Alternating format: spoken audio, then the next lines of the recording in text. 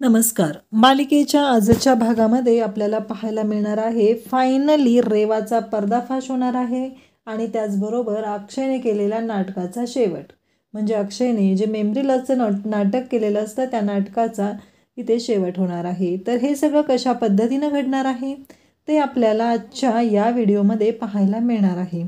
त्यासाठी हा व्हिडिओ शेवटपर्यंत पहा. फायनली अक्षय आणि रमाला यश तर मिळालेलं आहे, पण त्यामध्ये नक्की खोडा घालणार का कोण, काय होईल हे आपल्याला पाहायला मिळेल. तर इकडे रेवाला बांधून ठेवलेलं आहे. तिथं अभि आलेला आहे. अभिला आता अक्षयने सर्व सत्य सांगितलेलं आहे आणि अभि तिथं आलेला असतो. तेव्हा तो अक्षयला तिथे म्हणू लागतो की तिथे रेवाला म्हणू लागतो की रेवा जातो, मला माहिती आहे तुझं माझ्यावरती किती प्रेम आहे, किती जीव आहे. हे सगळं अभि मुद्दामच बोलत असतो. त्याला माहिती आहे की आता ह्या रेवाने काय केलेलं आहे आणि अक्षयने एवढं सगळं जे काय केलेलं आहे त्याच्यावर पाणी पडायला नको म्हणून अभिनं हा सगळा प्लॅन केलेला असतो. आणि मग रेवाला तो जायला सांगतो. रेवा म्हणते खरंच? तेव्हा अभि म्हणतो की हो. रेवा म्हणते की मी तुझा नेहमी रिस्पेक्ट करेल अभि. माझ्या मनात तुझ्याबद्दलच्या ज्या फिलिंग्स आहेत त्या तशाच आहेत, त्या कधीच कमी होणार नाही. मी तुझ्याशी कधीच चुकीचं वागणार नाही. अभि मात्र रेवाच्या जवळ जात असतो. त्याने तिथे बोलवलेला ब्राह्मण असतो, म्हणजे भटजी असतो, त्याचबरोबर तिने लग्न लावण्यासाठी वकिलांना बोलवलेलं असतं आणि हे सगळं तिथं घडत असतं. आणि त्याचवेळी आपल्याला पाहायला मिळतं की अभि रेवाला सोडत आहे. रेवाला विश्वासच बसत नाही. रेवा म्हणते खरंच अभि तू मला सोडणार आहेस? तेव्हा अभि म्हणतो की हो जातो, तुला अक्षयसोबत लग्न करायचं आहे ना, कर. कसं आहे मला कळलेलं आहे तू माझ्यासोबत लग्न करून पण सुखी राहू शकणार नाहीस, तर मग कशाला माझ्यासोबत लग्न करायचं आहे. त्यापेक्षा अक्षयसोबत तुला सुख भेटणार आहे ना, तर तू जा, कर तिथं लग्न, असं तो म्हणत आहे. आणि त्याचवेळी मयुरी तिथं आलेली असते आणि मयुरी म्हणते अभि हे काय करतोयस तू तू सोडतोयस तिला? तेव्हा अभि म्हणतो की हो हो ताई, मी सोडतोय तिला, कारण हे लग्न नाही होऊ शकणार. हे सगळं मयुरीचं पण नाटक असतं. मयुरी पण मुद्दाम करत असते, कारण तिला माहिती असतं की हे सगळं अक्षयने सांगितल्यानंतर झालेलं आहे आणि हा सगळा त्यांचा एकत्र प्लॅन आहे. फक्त मयुरीला दाखवायचं असतं की नाही, की आपल्याला काहीच माहिती नाही आहे. मग अभि म्हणतो की कसं आहे, ती माझ्याबरोबर जर खुशच राहणार नसेल तर, ती जर दुःखात राहणार असेल तर त्या लग्नाला काय अर्थ आहे, असं तो बोलत असतो. असं बोलल्यानंतर रेवा घाबरलेली असते. त्यानंतर अभि रेवाला म्हणतो तू मला काही उत्तर देऊ नकोस, मला काही बोलू नको. फक्त आत्ता घरी गेल्यानंतर तिथं घरात सगळेजण आहेत ना, त्यांना तुला उत्तर द्यायचं आहे. तिथं तर तू सांगू शकणार नाही आहेस ना की मी तुला किडनॅप केलेलं होतं, मग त्यांना काय उत्तर द्यायचं आहे ना त्याचा विचार कर. आणि तू एकटी जाऊ नकोस. त्याचवेळी तो मयुरीला म्हणतो की ताई तिला घेऊन जा. तेव्हा मयुरी सांगते की हो अभि, काळजी करू नकोस, मी आहे, मी करेल, आय कॅन मॅनेज दिस, असं ती म्हणू लागते. कारण अभिला खूप वाईट वाटत असतं, खूप टेन्शन आलेलं असतं. कारण ज्या रेवावरती आपण विश्वास ठेवलेला होता त्या रेवाने आपल्याला फसवलेलं आहे, या गोष्टीची जाणीव इकडे अभिला झालेली असते. कारण आरतीच्या नंतर आपण तिच्या प्रेमात पडलेलो होतो. आणि मग ते गुरुजी म्हणजे भटजी आणि त्याचबरोबर वकील विचारतात. तेव्हा अक्षय इकडे अभि त्यांना म्हणू लागतो की मला ना तुम्हाला एक गोष्ट विचारायची आहे, दुःखासोबत लग्न होऊ शकतं का हो? म्हणजे अभिला खूप वाईट वाटत आहे.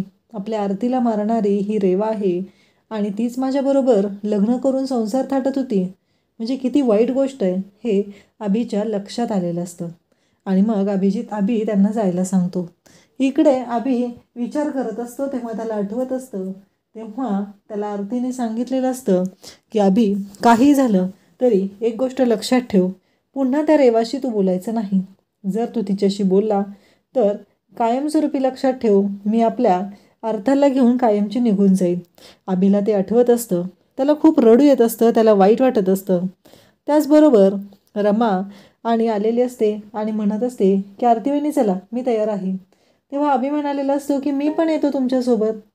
तेव्हा रमा त्याला म्हणत असते की नाही नको, जातो आम्ही, आज ना अर्थाची शॉपिंग करायची. अभि म्हणतो की अर्था आतापासूनच शॉपिंगला जाताना एकटी एकटी जाणार आहेस ना, मला घेऊन जाणार नाहीस ना सोबत? आणि मग आरतीचा जो फोटो आहे तो अभिला आठवतो. अभि रडायला सुरुवात करतो. अभिला आठवत असतं जेव्हा तो रेवासोबत लग्न करून आला तेव्हा जी काही घडलेली परिस्थिती होती ते सगळं त्याला आठवू लागतं. आणि त्यावेळेस रमा म्हणालेली असते की हो, मी तुझं स्वागत करत आहे या घरामध्ये, पण रेवाने आपल्याला फसवलेलं आहे या गोष्टीची जाणीव पण अभिला झालेली असते. त्याचबरोबर आपल्याला पाहायला मिळतं की इथे सगळेजण विचार करत असतात की रेवा कुठं आहे, रेवा कुठं आहे.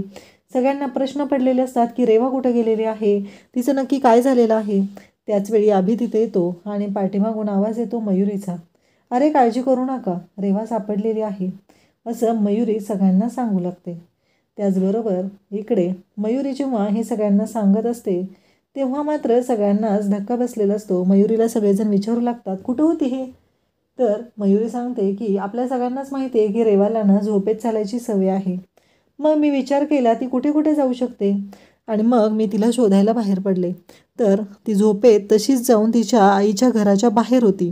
तिथून मी तिला आणलेलं आहे उठवून आत्ता. हे ऐकल्यानंतर आय्याजींना सगळ्यांना खूप राग आलेला असतो. सगळेजण तिला म्हणत असतात तुला कळतंय का तू काय केलेलं आहेस ते. इथं आम्ही सगळे टेन्शनमध्ये होतो, तू कुठे गेलेलीस नक्की. नाही सांगून जायची पद्धत आणि असं उठून कोणी जातं का. तेव्हा रेवा म्हणते की सॉरी, मला माफ करा, माझ्याकडून चूक झाली, असं म्हणत रेवा माफी मागायला सुरुवात करते. परंतु सगळ्यांनाच राग आलेला असतो. सगळेजण भयानक चिडलेले असतात. सगळेजण बोलत असतात की हे पूर्णपणे चुकीचं आहे. परंतु आता रेवा घरी आली ना तेव्हा पार्वती आजी म्हणते की ठीक आहे, आता आली आहे ना ती घरी, बघूया. आणि मग पार्वती आजी बोलायला सुरुवात करते. इकडे आपल्याला पाहायला मिळतं की अक्षय रेवाला म्हणत असतो ठीक आहे ना, एवढी पॅनिक नको हो आणि एवढी माफी वगैरे मागायची गरज नाही आहे. आणि मग रेवा म्हणते की चला लग्नाचं करून घेऊया आपण. तेव्हा अक्षय म्हणतो सगळेजण घरातले पाहुणे आलेले गेलेले आहेत आणि लग्नाचं काय बघायचं आत्ता, आता नाही लग्न होऊ शकत. तेव्हा रेवा म्हणते मुहूर्त, अहो थोडा असेल ना मुहूर्त शिल्लक. तेव्हा आजी म्हणतात की नाही नाही रेवा, आजचा मुहूर्त चुकलेला आहे, आज लग्न नाही होऊ शकत. अक्षय म्हणतो की उद्या होऊ शकते लग्न, उद्या करूया आपण. रेवा म्हणते ठीक आहे ठीक आहे, मग उद्या करूया आपण. तर रेवा इतकी येडी झालेली असते की तिला अक्षयसोबतच लग्न करायचं आहे या गोष्टीसाठी. म्हणून रेवा अक्षरशः म्हणत असते की मी तयार व्हायला पण वेळ नाही घालवत, गुरुजींना बोलवा आणि आपण लग्नाचं बघून टाकूया, असं तिचं म्हणणं असतं. परंतु अक्षय म्हणतो की आपण उद्या करूया, म्हणून अक्षयने ही परिस्थिती सांभाळून घेतलेली असते. त्यानंतर आपल्याला पाहायला मिळतं की अक्षय त्याचबरोबर रेवा सगळेजण तिथे असतात. रमा वरती टेरेसवरती जाऊन विचार करत बसलेली असते. रमा एकटीच विचार करत असते. रमाच्या डोक्यातून विचार काही संपत नसतात, कारण तिच्या डोक्यात वेगळेच विचार सुरू झालेले असतात आणि त्याला जबाबदार असते ती म्हणजे पार्वती आजी आणि शशिकांत. अक्षय धावतच येतो. अक्षय आल्यानंतर रमा म्हणते अहो कधीपासून मी तुमची वाट पाहते. तेव्हा अक्षय म्हणतो हो आलो मी, बोल काय झालं, आणि पटकन बोल, आपल्याला कोणी इथं पाहिलं ना तर प्रॉब्लेम होईल. तेव्हा रमा म्हणते की आता खूप अवघड झालेलं आहे, या सगळ्या गोष्टी मॅनेज करणं आपल्यासाठी खूप अवघड जाणार आहे. अक्षय म्हणतो म्हणजे काय म्हणायचं आहे तुला, नक्की काय झाले सांगशील का मला. तेव्हा रमा सांगू लागते की अहो मी ना काहीतरी ऐकलं आहे, तुम्हाला आता त्या रेवाशी लग्न करावंच लागणार आहे. अक्षय म्हणतो तू डोक्यावर पडली आहेस का, मला का रेवाशी लग्न करायला लागेल. तेव्हा रमा सांगते की हो, जर तुम्ही रेवाशी लग्न केलं नाही तर आपण सगळे रस्त्यावर येऊ, एवढं लक्षात ठेवा, आपलं अख्खं कुटुंब रस्त्यावर येणार आहे. तेव्हा अक्षय म्हणतो तुला काय म्हणायचं आहे काय. तेव्हा रमा त्याला सांगू लागते की हो, मी आत्ता तुम्हाला जे सांगणार आहे ना त्याच्यावरून तुमच्या लक्षात येईल. मग ती सांगत असते की मी आत्ता ऐकलं आहे, कारण आजी आणि शशिकांत मुकादम बोलत असते आणि ते म्हणत होते की जर रेवा सापडली नाही, आता रेवा सापडलेली आहे तर आपण अक्षयने तिचं लग्न लावून देऊया आणि आपली प्रॉपर्टी जी त्यांच्याकडे गेलेली आहे ती अक्षयच्या नावावर करून घेऊया. मग रमा हे सांगते की शशिकांत मुकादमांनी जुगारामध्ये आपलं घर आणि बिझनेस लावलेला होता आणि ते सगळं रेवाच्या आईने त्या जुगारामध्ये जिंकलेलं आहे आणि यामध्ये शशिकांत मुकादम अडकलेले आहेत आणि त्यांनी ती प्रॉपर्टी रेवाच्या आईच्या नावावर केलेली आहे. हे ऐकल्यानंतर आता इकडे अक्षयच्या पायाखालची जमीन सरकते. अक्षय भयानक चिडलेला असतो. तो म्हणत असतो की मी आता चाललो, मी आता सोडत नसतो, कारण हे जे काय झालेलं आहे ना ते खूपच विचित्र आहे, मी आता शांत राहणार नाही, असं अक्षयचं म्हणणं असतं. अक्षय स्पष्टपणे बोलतो आणि तिथून निघून जातो. रमा त्याला समजवत असते आत्तापर्यंत जे काही सगळं केलेलं आहे त्याच्यावर पाणी पडेल, असं नका करू. अक्षय ऐकायलाच तयार नसतो. इकडे पार्वती आजी रेवाला म्हणतात आलीस का तू, झोप आता, आता उठून कुठेही जायचं नाही.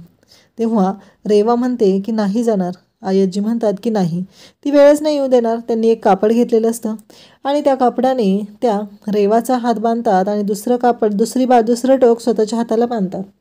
म्हणतात म्हणजे तू रात्री उठली आणि निघाली झोपीत तर हे जे टोक माझ्या हाताला बांधलेलं आहे ते मला कळेल आणि मीही जागी होईल. त्यामुळे तू जाऊ शकणार नाही. काही झालं तरी उद्या लग्न आहे ना तुझं. आज जशी गायब झाली तशी उद्या होऊ नकोस, असं त्या सांगत असतात. त्याचबरोबर इकडे पार्वती आजींनी असं सांगितल्यावर रेवा म्हणते तसं नाही होणार आई आजी, असं ती बोलत असते. त्यानंतर आपल्याला पाहायला मिळतं की अक्षय आणि त्याचबरोबर इकडे रमा बोलत असतात. अक्षय आता रागाने खाली आलेला असतो. तो खूप चिडलेला असतो. तो म्हणत असतो की नाही, मी सोडणार नाही हिला आणि ह्या शशिकांत मुकादमला, कारण यांनी सगळी वाट लावलेली आहे ना, मग यांना मी सोडणार नाही, असं अक्षयच्या डोक्यात सुरू झालेलं असतं. अक्षयचं म्हणणं असतं की यांच्यामुळे हे सगळं घडलेलं आहे, आता मी त्यांना सोडणार नाही. तेवढ्यात अक्षयचं मन तिथे येतं आणि अक्षयचं मन अक्षयशी बोलू लागतं. ते अक्षयला सांगू लागतं की तू असं नाही करू शकत, कारण अख्खं घर आहे ना, अख्खं घर त्यांच्या ताब्यात गेलेलं आहे. सगळं घर उद्ध्वस्त होऊ शकतं अक्षय, आणि त्यापेक्षाही इतके दिवस तू जे काही केलेलं होतं त्या सगळ्यावर पाणी पडणार आहे. त्यांना थोडा जरी संशय आला तरी खूप अवघड होणार आहे. आणि मग अक्षय माघार घेतो.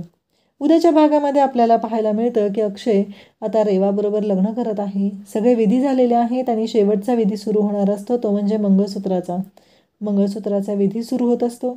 आणि त्याचवेळी अक्षय मंगळसूत्र गळ्यात घालणार तेवढ्यात उठून उभा राहतो आणि म्हणतो की मी तुझ्याशी लग्न करेल. असं वाटलं तरी तुला कसं गं, कारण मी तुझ्याशी कधीच लग्न करू शकत नाही. काहीही झालं तरीही आत्ता जे काही घडलेलं आहे ना त्यामुळं, आणि त्यापेक्षाही तू माझ्या जीवावर उठलेली होती. आणि त्याचबरोबर आरती वहिनी आणि माझं रमाबरोबर आहे ते चालूच आहे. आमच्या दोघांच्यामध्ये कोणताही प्रॉब्लेम नाही. रमा माझी बायको आहे आणि असेल. त्यामुळं तू कायमस्वरूपी लक्षात ठेव, मी तुझ्याशी कधीच लग्न करू शकत नाही. हे ऐकल्यानंतर रेवाला धक्का बसतो आणि रेवा तिथून पळालेली असते.